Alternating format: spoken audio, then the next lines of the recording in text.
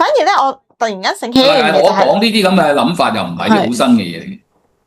你睇下啲古書有時可能某啲都有講過，不過問題就係你接唔接受嗰套嘢咁解。突然間咧醒起咧，喺外國啦，反而好多時咧，大家喺建立咗即係好多新嘅，尤其是好似而家有 app 啊，有任何其他唔同工具啦，好多人咧就係建立咗一樣嘢出嚟，就係喺價值最高嘅時候就賣走咗佢。反而佢唔係想嗰樣嘢係 for everyone 落去，反而喺最高價值嘅時候攞咗嗰個 value 翻嚟，然後再去做其他嘢。反而而家多咗外國就反而係咁樣做。其實真係創新嘅人會咁樣嘅，會咁樣嘅。不斷換，不斷換佢嘅。譬如我哋以前做 research 咗係啫嘛，譬如你做一個 area， 做到咁上下，其實做得差唔多，咁會轉 field， 會轉第二個位再做。explore 一樣嘢 ，explore 得差唔多，咁咪再第二個位再揾，即係其實你喺個社會度創造啲價值，喺個宇宙度發掘啲真相，其實個原則差唔多樣。即係你 keep 住喺同一個位係咁轉，係咁喺咁磨，其實太過耐，意義唔係好大。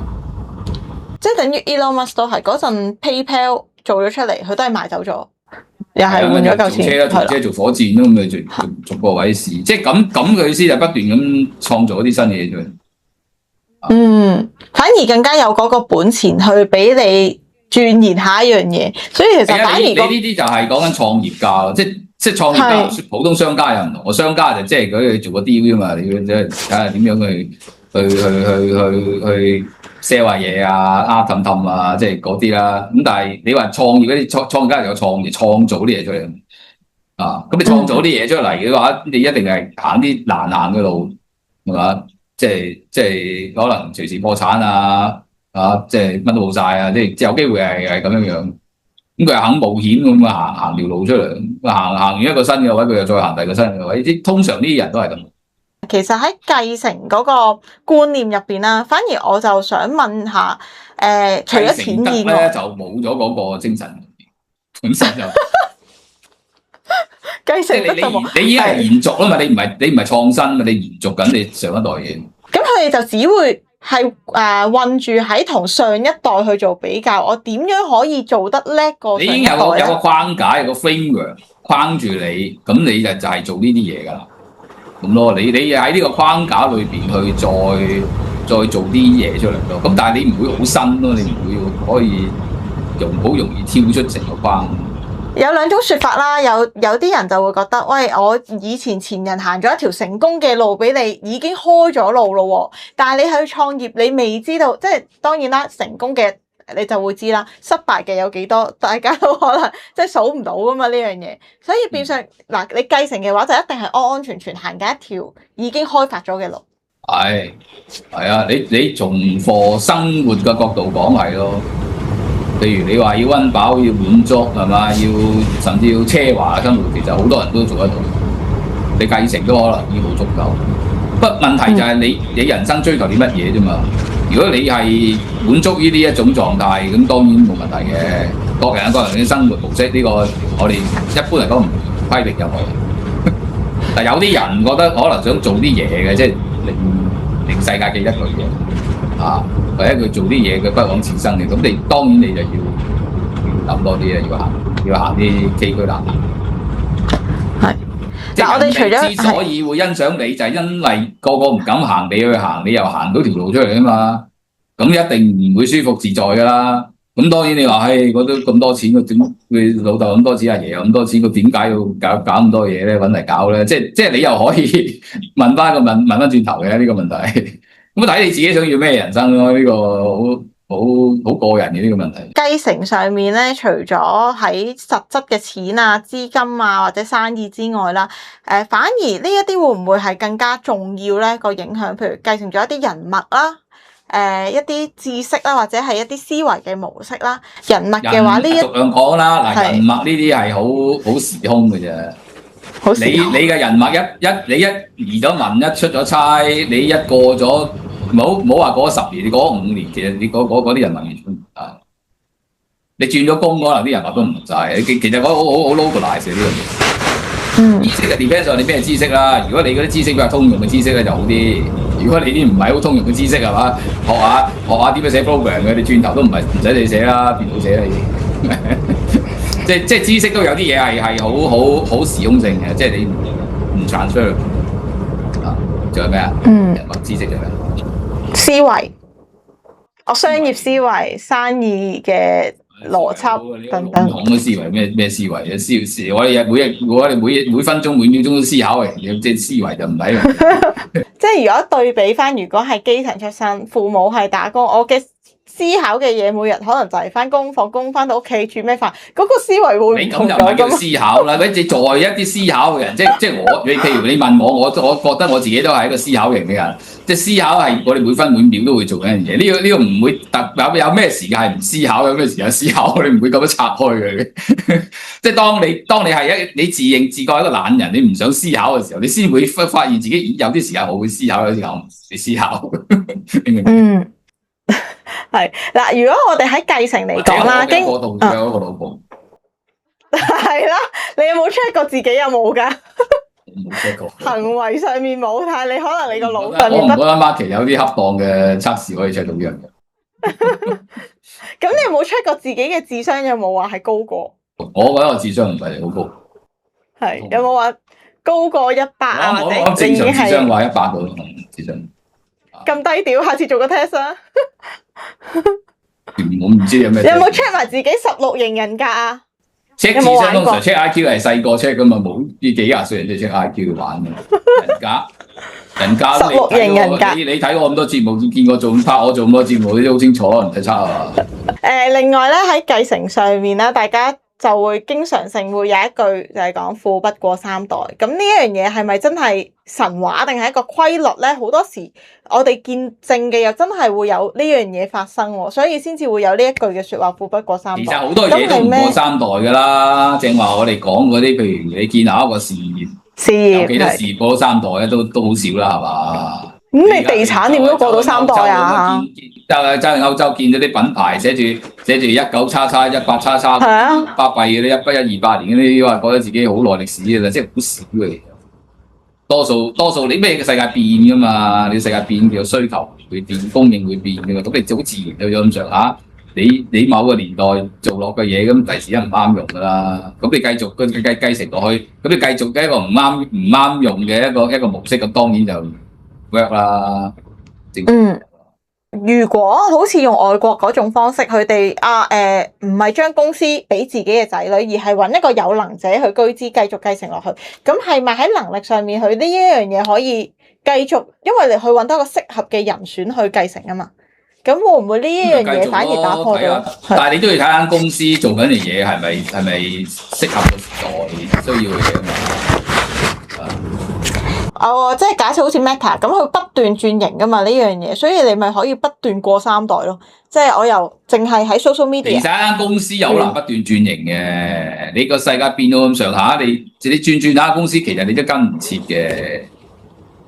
即係等於一個人咁樣，你點解人會老會死咧？因為其實你真係適應唔到個世界，先慢慢要老要死啫嘛。你冇可能長期咁適應落去嘅喎。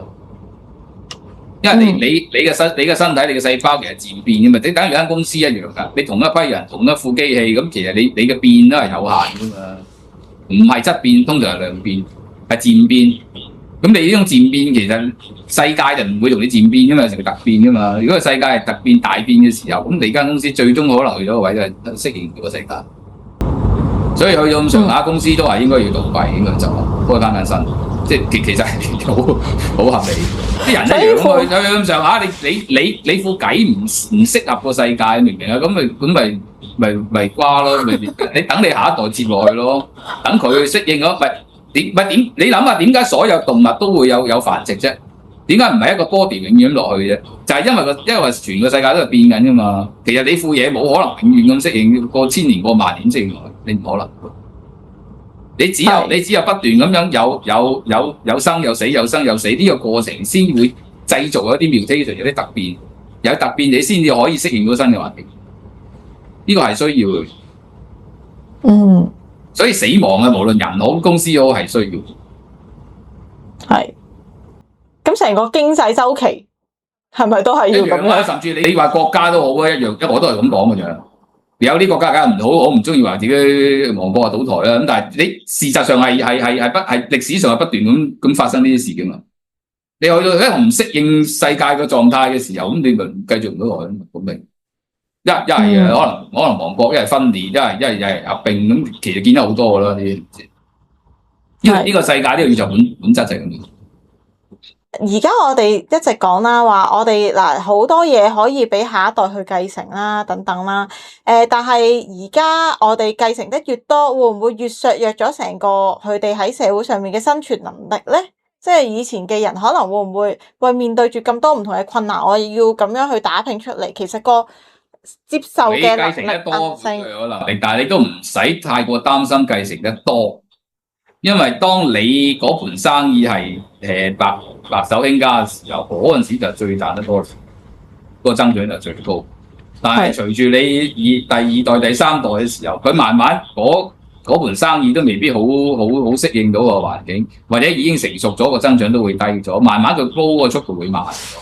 咁你嘅下一代又會多啊嘛，係咪？啲有錢佬生幾個，每個幾個又再生幾個，咁你一開幾日幾開十幾開幾十，咁你到時你分落去就會好多噶啦，你明唔明啊？唔使太擔心有過分繼承，分下就自然冇乜得分。嗱，唔過分繼承，但係繼承咗嘅人嗰個能力上面，即係可能我每個 Gen Z 中產啦去計啦，可能都係一個小朋友、兩個小朋友，咁冇話大家點樣分到好即係幾多啦？淨係諗繼承咗幾多啦？你繼承咗有資產都有負債噶嘛？你而家啲政府負債，咁你知唔知嗰啲錢嗰啲資產其實都係負債換翻嚟嘅？印咁多銀紙，你先賺多錢印銀紙，政府啲負債到時政府爆煲，我哋咪有一樣佢哋條數。政府啲債邊個咪就係你嘅，所以你身上有資產，同樣係有負債。你叻咗之後，其實你係咪真係攞到好多？你都冇咁大聲。係你層樓好小心係按緊嘅，仲係。係咪先？仲係按緊要還錢係嘛？每個月。你睇大陸已經係啦，一聲話樓價跌翻落嚟，佢有資產變負債啦。即係唔係你咁諗嘅好多嘢，即係你以為啊帳面上好多，你呢個 moment 見到帳面好多係咁樣見到嘅，實際上係咪先明咁？係但係我哋喺如果Gen Z 普遍上面已經可能係我本身有繼承到某啲嘢，但係我哋一般嘅生存能力或者喺社會上面嘅能力會唔會削弱咗咧？因為我哋可能要接觸社會去工作等等其他嘢嘅機會係比更加少啊嘛。可能我有夠錢。驚嘅，事實上都唔係好多人繼承咗好多嘢嘅啫。唔係，雖然個社會整體上富裕咗，但係你亦必須要認清一個客觀嘅數據，就係個貧富懸殊其實一路惡化嘅。即係事實上喺個社會度，其實真係所謂相對嘅贏家其實係好少。整體上大家水漲船高有錢咗呢個事實，整體上你話餓死嘅人喺先進體系係少，呢個係嘅。瞓街都唔係太多，但係你話相對嚟講係咪越有錢？唔係，相對嚟講係比較多人越嚟越覺得自己貧。呢個都係事實，即係好有錢嘅其實越嚟越聚積喺越嚟越少數人手上。咁所以你大部分人嚟講咧，你其實即係你話繼承咗好多啊！你排片睇個個都係 millionaire 啊，而家 millionaire 鬼用咩？你拿住一球嘢唔知買乜，買個屎坑買到。大家都成千萬，你買個屎坑唔知一球。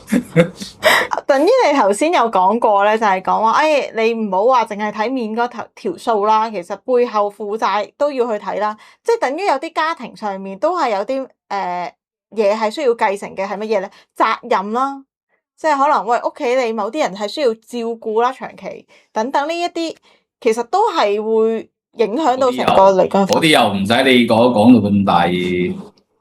咁極端啊！責任埋到嚟你就要負噶啦。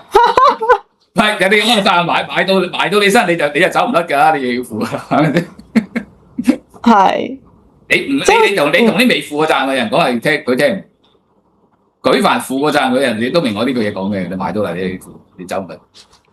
咁但係嗱，譬如我哋如果一般嘅話啦，大家可能會唔會話將個錢呢樣嘢啦，大家講話繼承呢樣嘢啦，會唔會將本身由錢呢樣嘢，喂轉向去其他嘅，即係繼承咗一啲嘅機會啊？大家會講話，即係未必一定係一啲實質嘅錢，反而係一啲喺機會上面多咗。機會好難繼承，機會係又係好係成本嚟嘅。唔係你講機會係成本，嗰個時間嗰個空間，你碰撞到一啲嘢嗰個機會，咁好難預先繼承。不如咁講啫，如果你老豆生性嘅，你攞得多，咁當然你碰撞到嘅嘢會多啲啦，你個機會會多啲啊。你咁講就恰當啲，但係有好多時你碰唔碰撞到機會，咁人一日都24個鐘嘅啫，因為即係你係要揾機會，冇話揾唔到嘅，係咪先？啲機會亦都好多時唔係你事先評估到啊！我見到呢個人就係一個機會，我見到嗰個人就唔係機會，你都好難咁講啊，係咪？你舉凡佢，你肯嘗試嘅話，可能都會有啲嘢試咗出嚟噶嘛？點知唔得啫？係咪先？你點知呢個唔係貴人咧？係嘛？有啲方法，你點知呢個方法唔係方法咧？其實你好難講噶嘛。所以其實我諗機會都唔係話可以預先製造定俾你去攞定繼承，反而你自己去唔去爭取。呢個緊要啲。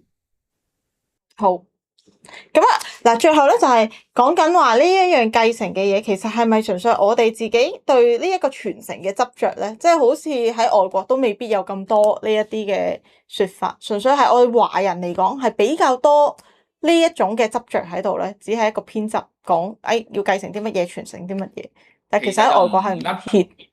同啲制度嘅關係嘅，咁你譬如西方歐洲咁，咪一路都有啲皇權嘅繼承，咁其實人哋都繼承咗好多年啦，好多千年啦先。咁你都唔可以話冇，但係即係西方嗰套咧，我諗佢哋畫嗰個圈可以畫大啲咯，就唔係淨係畫一個家族圈，即係分你我嗰個圈啊。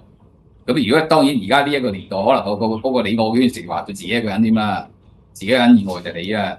但如果你話上一代嗰啲，可能一個圈，你同我嘅分係一個 family 咁樣一個家庭，甚至一個家族畫大啲，唔係 family 嘅，呢即係咩都計埋，咁就一個家族啦，咁樣畫個圈。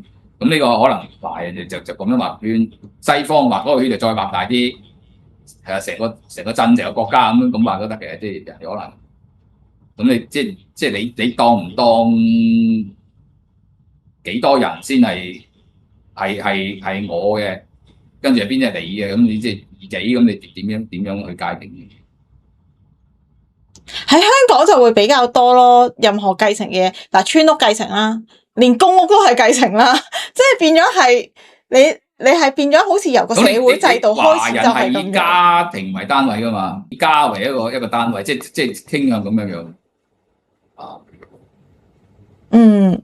即係以國為單位就係呢個黨叫你嘅啫，咁但係事實上啲即係國為單位啲咧，即係西方可能會比較多啲咁，即係大家個習俗個慣性，大家個文化思想唔係咁樣。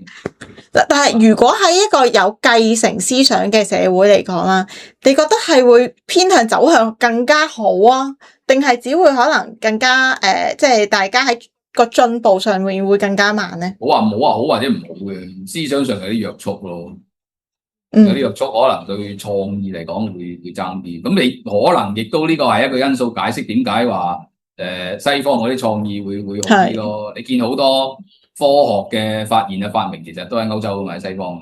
係啊，科技勁嗰啲喺美國㗎嘛。咁你其實 Chinese 即係唔好話 Chinese，東方啊 Eastern 呢邊係相對少。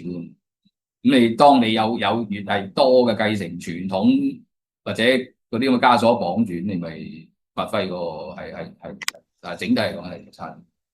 因為係咪越繼承越多嘢就越有心理負擔呢樣嘢？喺心理上面正常，即係除咗係一個枷鎖之外，你都會對自己負擔已經係負擔，你即係已經限住你好多嘢思想上行為上。咁你當然，如果你自己綁住自己。咁你發揮出嚟嘅可能性就梗係窄咗啦。咁啊，今日時間差唔多啦，唔該晒博士。咁我哋下次嘅由淺入深咧，就再討論其他嘅題目啊。好，下次見，拜拜。